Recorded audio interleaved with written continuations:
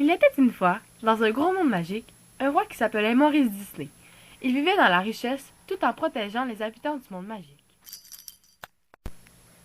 Un beau matin, le roi Disney se réveilla étonné. Habituellement, il se réveillait et mettait sa couronne sur sa tête. Mais cette fois-ci, il ne put le faire, car sa couronne avait disparu.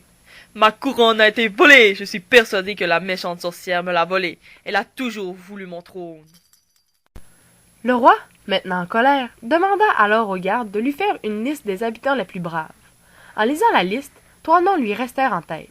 Vite, amenez-moi Yoshi, Schtroumpfharster et Donald Duck.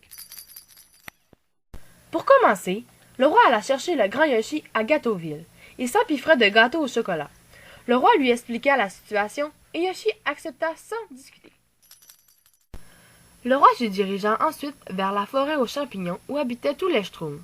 Il s'aventura dans la forêt pour essayer de trouver le Schtroumpf-farceur. Encore une fois, il expliqua la situation. Farceur prit le temps de réfléchir, mais finit par accepter. Et pour terminer son petit voyage, il se dirigea dans la ville de Kingdom pour demander l'avis à Donald Duck. Par contre, Donald refusa immédiatement de collaborer avec le roi. Si tu viens avec moi et que tu trouves la couronne, tu seras très bien récompensé. Ok. Finit par flancher d'un air un peu pensif. Maintenant tous réunis, ils pouvaient donc partir à la recherche de la couronne. Ils partirent donc en direction du château de la sorcière. Pour alléger l'atmosphère, Schtroumpfharster tendit une fleur à Donald. Celle-ci l'aspergea d'eau. Donald grincha et continua son chemin. Donald, toujours grincheux, aperçut le corbeau de la sorcière en direction de la forêt ensorcelée. Ils décidèrent de la suivre afin de se rendre au château. Seulement, ils devaient traverser la forêt ensorcelée remplie de pièges magiques. Tout en marchant, les 3 compagnons de plus en plus inquiets ne se doutaient pas de ce qui allait leur arriver. Yoshi tomba subitement dans un trou. Donald cria à Schtroumpfharster. Ce n'est pas le temps de faire des blagues. Je le jure sur ma maison en champignon que ce n'est pas moi. Ils allèrent sauver Yoshi et continuèrent leur chemin. Après une bonne heure de marche, ils découvrirent le château de la sorcière. Ils virent que le château était sous la protection des gardes. Ils eurent une idée.